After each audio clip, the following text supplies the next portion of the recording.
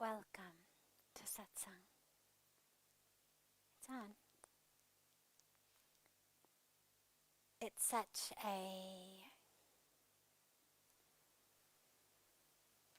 a beautiful joy to be together with you all.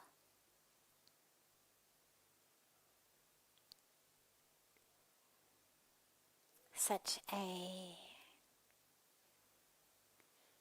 sacred moment, a sacred opportunity to together drop into the truth.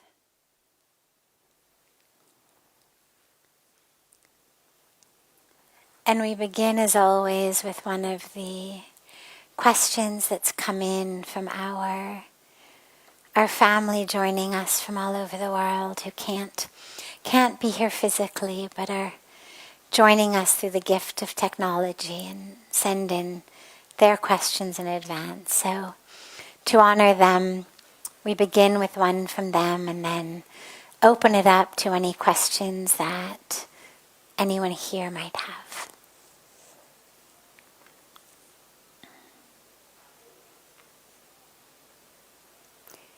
Can there be happiness without sadness, peace without war, pleasure without pain? Or do we need the sadness and the pain to recognize the happiness and the pleasure?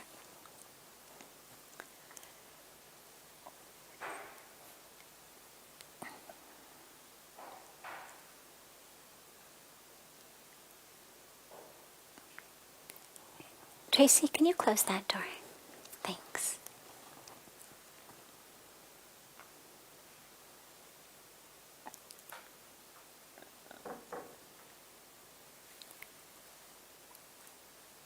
In a lot of things, the opposites are part of the nature. So for example, there's night and there's day. There's winter and there's summer. There's birth and there's death. These are parts of nature. We can't escape that. Our entire solar system would have to function differently if we were going to have nights without days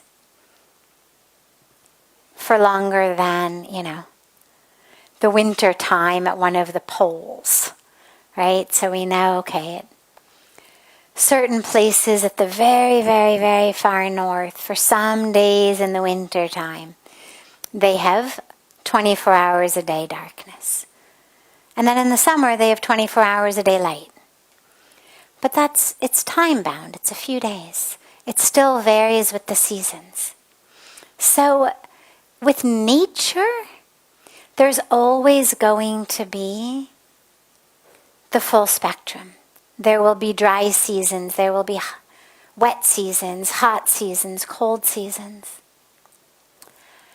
But in terms of the seasons of our emotional life, as you can say, I don't think that there's any reason whatsoever why in order to have happiness we have to have sadness. Or in order to have peace we have to have war. It's sort of counterintuitive. Where there is war, there is no peace. Where there is peace, there is no war. So, no, I don't think you need sadness in order to have happiness, or war in order to have peace. We might appreciate peace more when we've just gotten out of a war. But that's our shortcoming. That's not something that's required. That's our shortcoming as people of being unable to appreciate things that are consistent and constant. I remember when I was growing up, I was in my early to mid-20s, and a very, very, very good friend of mine was telling me about the guy she had been dating for years.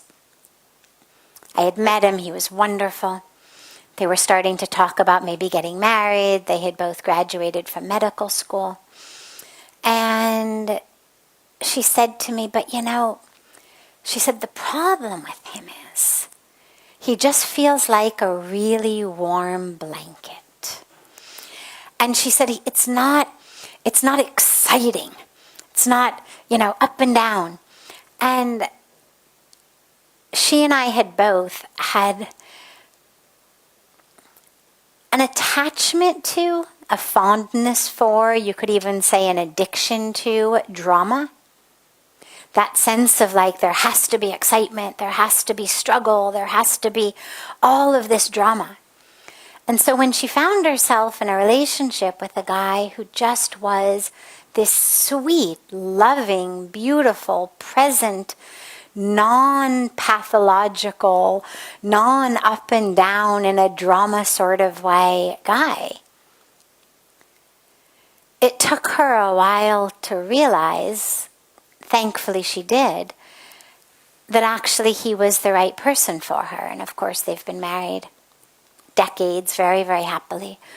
But I think about that because it's human nature that we are really unable to appreciate deeply the peace when there isn't war, or the happiness when there isn't sadness and anger and drama.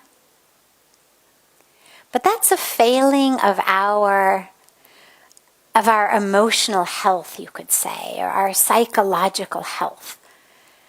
Because the more psychologically healthier we get, the less drama we need to create. We have this addiction to drama when we are not very emotionally grounded, when we need that drama to excite us, to pull us outside of ourselves.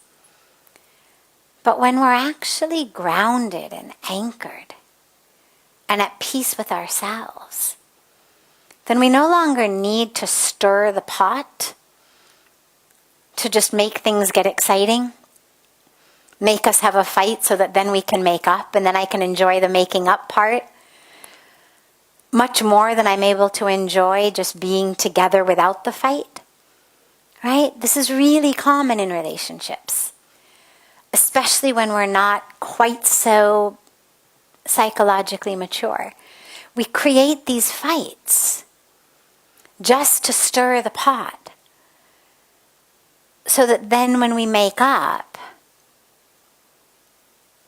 then we can enjoy it again. You think, well, why not enjoy it without making the fight? But for a lot of us, that feels boring. So, no, you don't need sadness to be happy. You don't need war to have peace. But you do need a level of psychological maturity to be able to appreciate the peace when there isn't war. To be able to appreciate the joy and the happiness when there isn't sadness and anger and grief and drama. And that's a beautiful thing for us to be able to work on. Otherwise, we keep creating, whether it's an actual war or whether it's just a war in the four walls of our own home, unnecessarily. Ultimately, the goal is to live just in peace, just in joy and happiness. So that's the goal, not to need the other side. But of course, it happens. Life happens. Sadness arises. People we love get sick or die. Things happen in life. So sadness is natural. But it's a natural part of life, not something that's necessary for us to experience happiness. Good. Does anyone here have any questions? Do you have a question? You in the cute purple wool hat. No? Okay. Yes. You? No. Hello. Could you please share a few words on the nature of jealousy?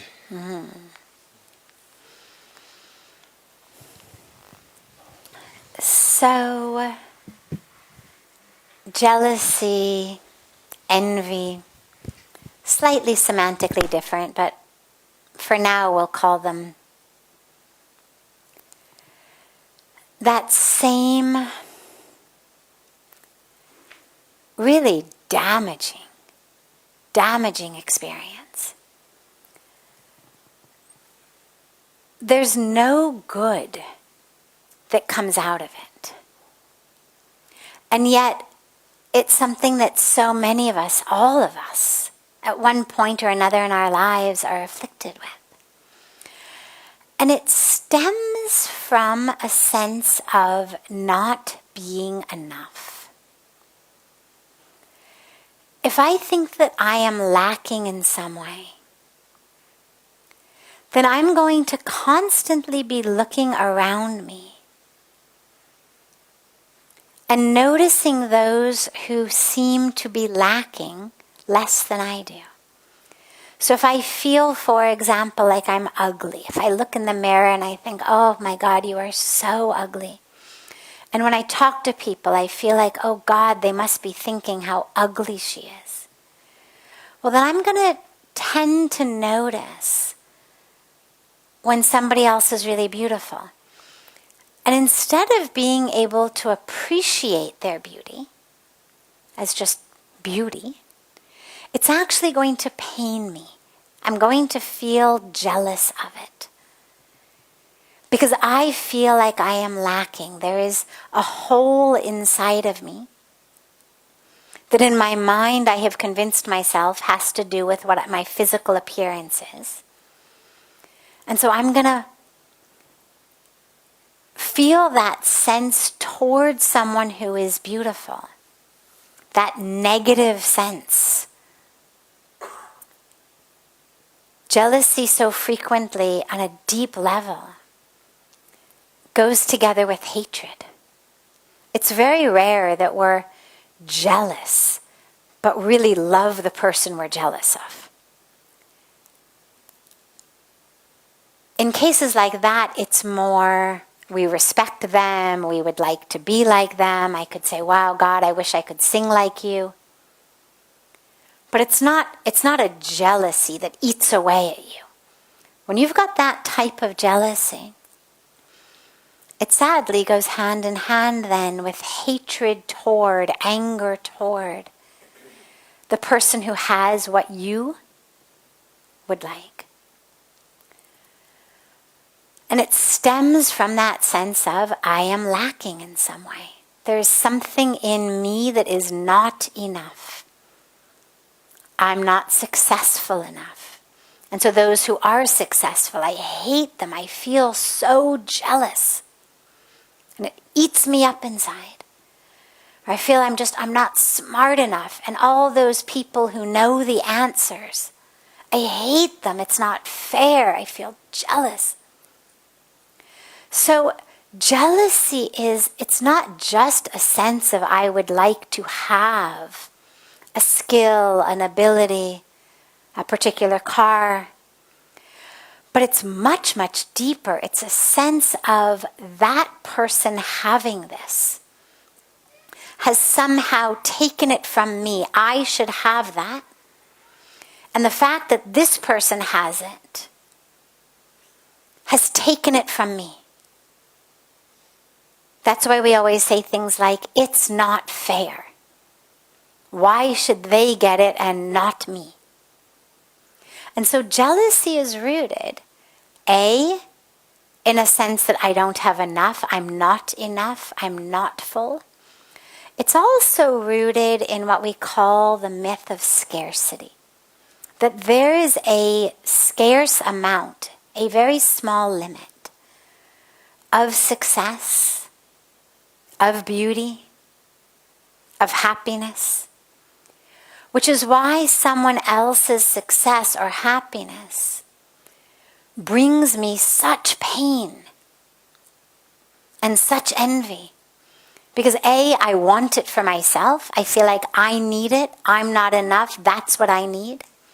But B, I feel angry because somehow them having it means there's less for me. It's less likely I will become successful because you've taken the success. It's less likely I'm going to find love because you're the one getting married. And so in order to overcome jealousy, envy, first of all, we need to really realize how very much enough we are. And how very diverse we are. Just like everything in nature. Can you imagine if one flower looked at another flower and said, that's not fair?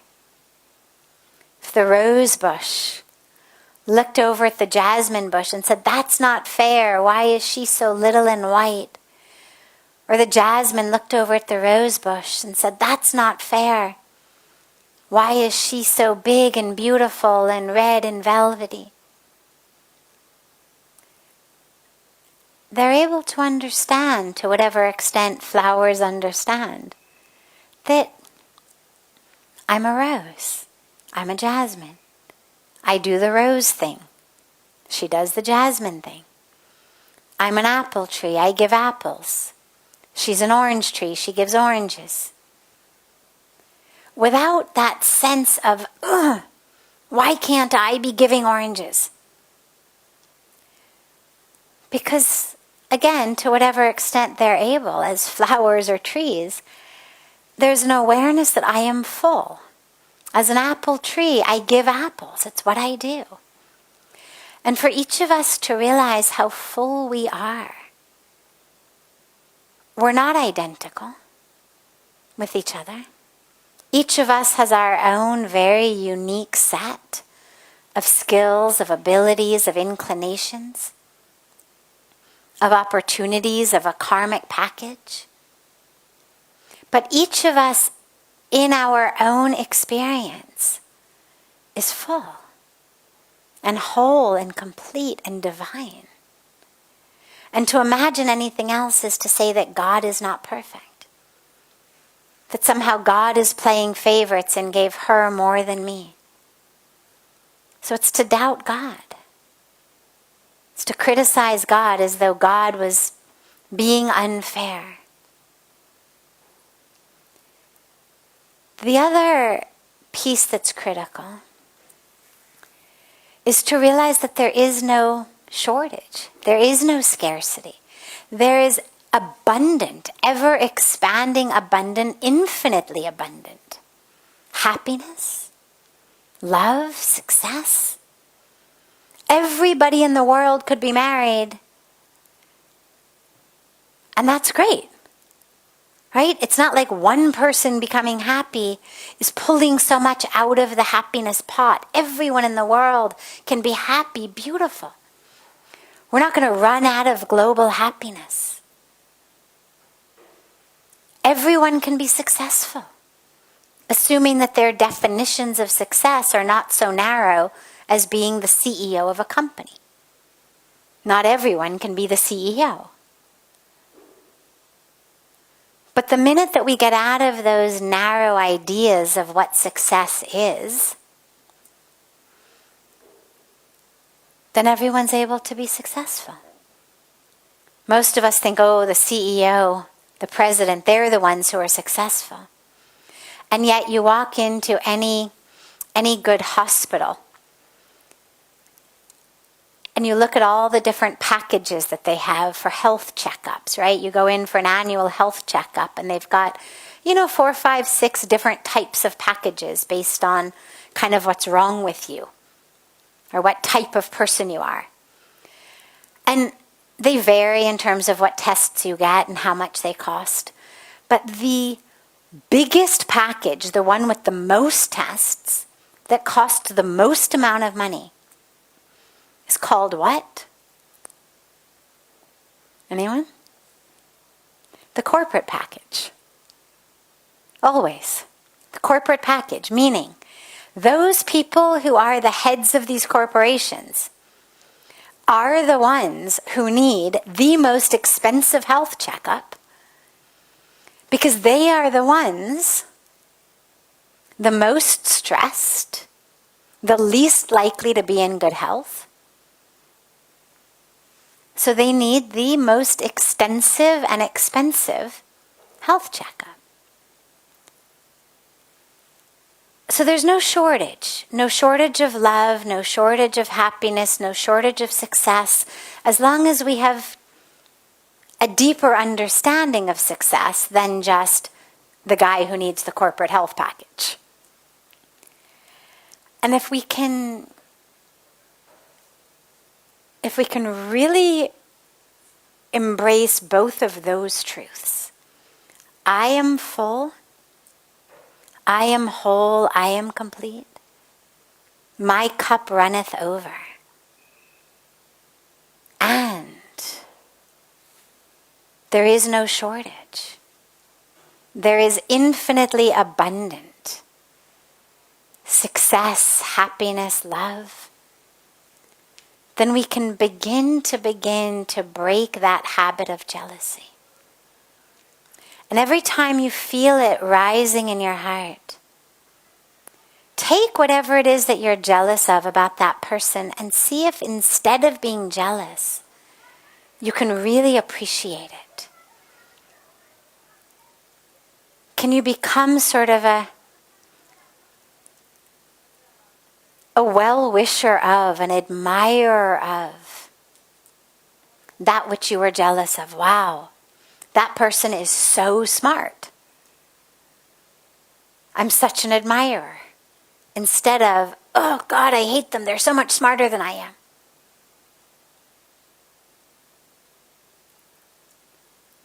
When I was an undergraduate, our teachers, for some reason it was the policy at Stanford in those days, they would put exams, after you took exams, after they had been marked, they would put them in wooden boxes outside the lecture hall according to last name. So you would go and you would find the wooden box that had the letter of your last name, and then you would go through all of the exams until you found yours, and you'd see your mark and you'd take it. It was not a very confidential or private way of distributing exams, but in general, people there tend not to be too worried about what grades other people are getting. But I discovered at some point, kind of in the middle of my senior year, that there was someone in my class who had decided that she didn't care what grade she got in any exam. She just wanted to get higher than I got. Now, I didn't even know her. But I was the type of student who used to sit in the very front row of these huge lecture halls at 8 o'clock in the morning and ask questions. I was interested. I had questions. And I needed to sit in the front row because I knew if I didn't sit in the front row, I was going to fall asleep and not pay attention. So I made myself always sit in the front row so I would pay attention. And based on that, she must have decided that maybe I had a big ego, maybe I thought so much about myself, maybe whatever, maybe she thought, who knows. But based on that, without actually knowing each other, she had decided that her big aim was, whatever grade it was, she didn't care, as long as it was higher than I had gotten. That her big goal was just she was going to score higher than I did on an exam. And on the one hand, I was kind of flattered. I had never been much of a public figure before, and I thought, oh, that's really kind of interesting that out of hundreds of people, I was the one she had decided she wanted to get higher than. But on a deeper level, it actually made me really sad. Because I thought, my God, here I am just kind of going about my academic business, trying to keep myself awake at 8 a.m. classes by sitting in the front row, paying attention and asking questions that I had. And it had stirred somebody so much that unbeknownst to me, I had now become part of some rivalry. And I grew up an only child. I don't have sisters or brothers. So rivalry is very foreign to me. It's never been something that's been a part of my life in any way. And I remember being so saddened by that. But I mention it here because there's two ways that something like that could go. You could either see a situation like that and say, wow, that's amazing that she's got questions at 8 o'clock in the morning. Or you can have that feeling of jealousy. And as you notice that feeling arising, if you can just see whether you can become an admirer, a well-wisher, if not of the person in their entirety, just of that thing, whatever that thing is that you're jealous of. Can you just admire it? That person is so beautiful. Can you admire the beauty? We go to museums to see beautiful paintings. Well, there, right in front of you, is someone who is beautiful. Enjoy it. Admire them. Instead of feeling the jealousy. Someone is happy. Can you feel that? What we call sympathetic joy. It's actually a very deeply important part of a spiritual and meditative path. It's to be able to feel sympathetic joy. Can someone else's joy become your joy? And if you start that practice slowly, you'll find that you get free of jealousy. Just keep reminding yourself. Bring it into your practice of how full and whole and complete you are. That there's nothing you're lacking. And that'll help bring you out of those poisonous clutches of jealousy.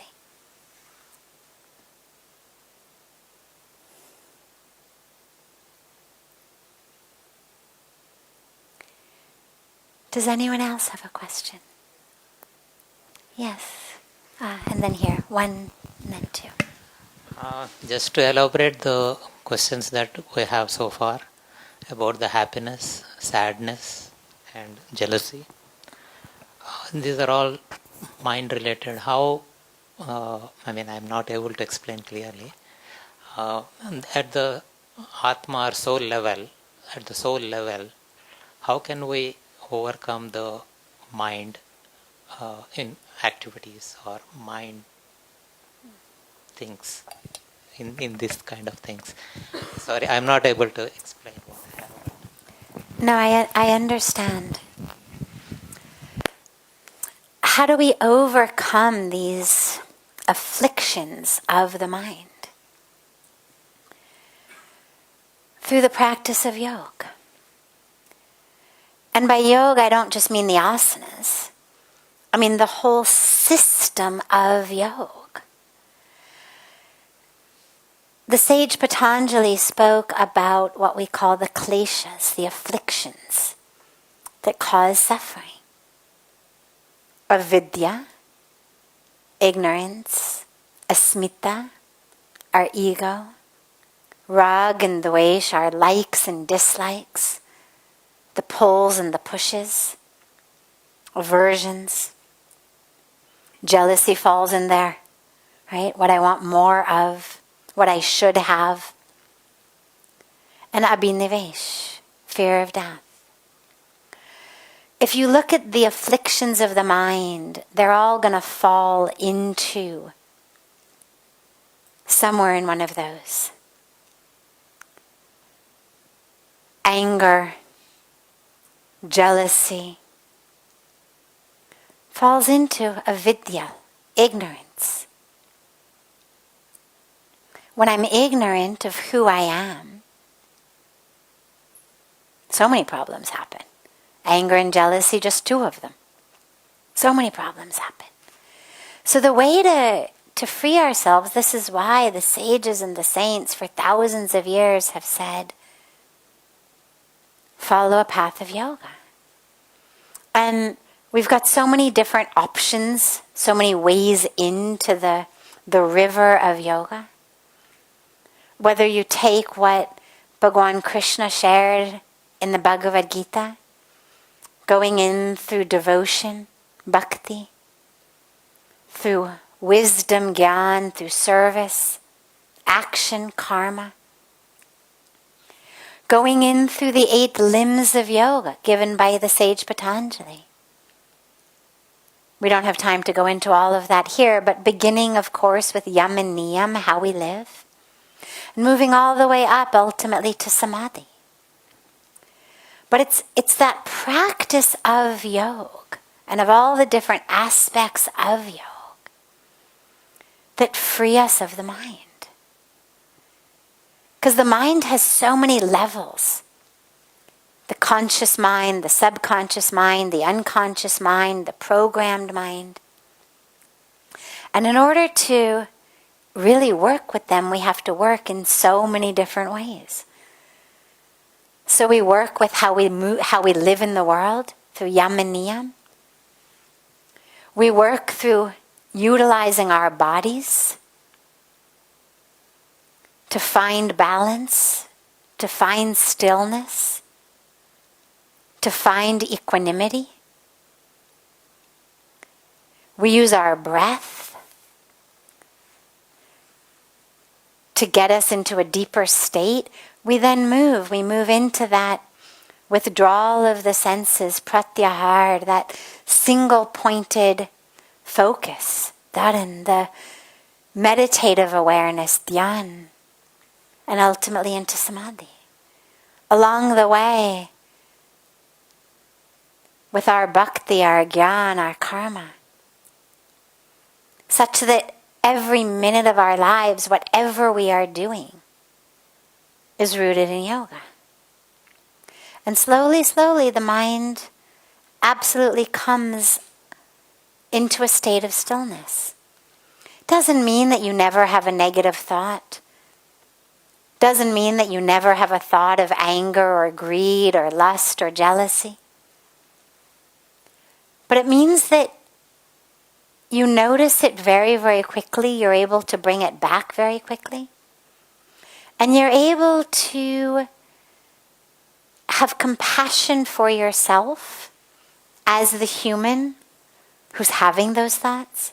So there's no inner conflict, because when we have these afflictions of the mind, they're actually double-edged swords. On the one hand, we have the affliction itself. The anger arises, the jealousy arises. And then we've got the second affliction, which is the mind saying, you are such a bad person. Look at how angry you get. You're horrible, you're useless, you're not spiritual. Look at how jealous you are, you're pathetic. So we've got this double-edged sword. The natural afflictions, and then us berating ourselves for having the afflictions, for basically being human. And as we practice yoga,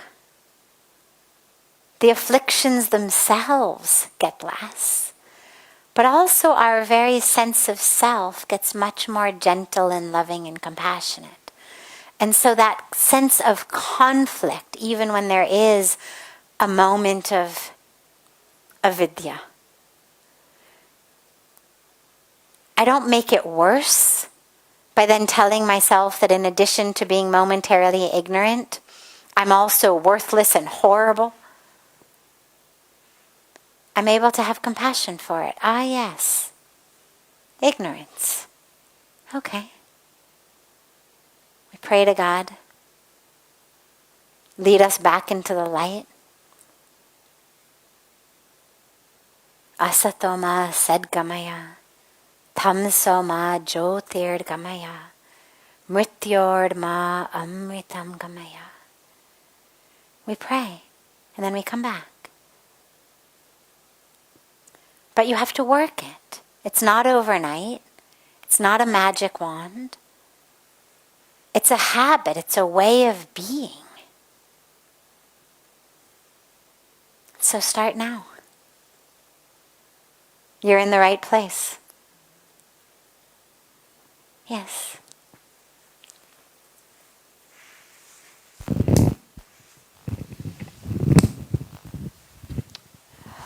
Everyone at one point in time in life, they plan a life sketch. Like, this is how I want my life to be, and this is how much hard work I want to put in for that. But one fine day, if you don't get it, or if you're not there, and and life has other plans. So, how do you deal with those situations? We deal with them first by realizing that those plans that we make are ideas. It's beautiful, we should have plans. Puja Swamiji always says, failing to plan is planning to fail. So we should make plans. But then, of course, we get reminded of that beautiful teaching that says, how do you make God laugh? Tell him your plans. Right? So, make plans, by all means, absolutely. But we make them with the awareness that we really don't have the bigger picture in mind. We have no idea what the bigger picture is. We're creating in the dark. It's like imagine that you went to the Louvre Museum in Paris, okay? You stand in front of the Mona Lisa. But you stand in front of it only half an inch away. Like pretend they didn't have the glass and the guards and the whatnot. And that you literally were, like your nose was almost touching the painting, okay? And someone said to you, tell me about the Mona Lisa. You'd say, it's gray. Okay? Kind of a gray blob of paint. Not your fault. Problem is, you can't see the big picture. By the time you get 4, 5, 6 feet back, then you say, oh, not a blob of gray paint. Something much more beautiful. But it's not your fault to think it's that when you're standing with your nose up against it. You can't see. And when we make plans for our life, especially we're very young, how much can we see? This much. First of all, we certainly can't see our past lives and future lives, so we have no idea about the whole bigger tapestry. We can't see all of the different ways that the thread of our life is going to weave together with the threads of so many other lives. We have no idea about any of that. All we can see is that tiny little bit where we are now, and we are going to create a plan based on that in our minds. If all you can see is a gray blob and somebody says, okay, imagine what the Mona Lisa must look like from the gray blob, and you've never seen it, you're not going to come up with actually what it looks like. You're going to come up with something completely different. Could be anything. I mean, one little gray blob of paint could be anything. And in the same way, we can see this much. We know this much. And we use our minds to envision, okay, here's what the big thing is going to be. But then we get the distance of some years. And we get a piece of the bigger picture and we realize, okay, not what I had planned. But the goal, the key is not to be disheartened by that. I mean, let's imagine I had my nose right up at the Mona Lisa and somebody said, okay, imagine what it looks like. And I say, well, this gray blob looks like could be a dolphin. Dolphins are gray. I bet the Mona Lisa is a picture of a beautiful dolphin, and it's jumping out of the water in some island. Beautiful sunset is there, and a dolphin is jumping out. Okay? Sounds beautiful. Not at all what the actual Mona Lisa is. But when I finally see it, the goal is not to say, oh God, where's my dolphin? But to say, wow, what a piece of art that I couldn't even imagine. The best I could come up with, dolphin and a sunset. And look at what this amazing artist has created. So when life turns out differently than you had expected, once you get some years and some perspective, don't hold it to the vision that you had when you could only see a little bit. But rather, see how much appreciation you can have for the divine creator of what your life is now. And by the way, unlike a painting that is just done and then hung and framed and we can't change it, in your life you can keep adjusting, you can keep changing. You've got the full palette of all the colors in your hand. You don't like it this way? Okay. You want her orange? Fine. It's up to you. You want there to be a dolphin jumping over her head? Okay. No problem. If that's what you want, create it. So, the first piece is try to appreciate that which is rather than that which you envisioned. See the beautiful art in it. And then B, if there's something you'd like changed, pull out the beautiful palette that you have of all of your abilities, all of your resources, all of who you are, to bring about change in your life. And that's up to you.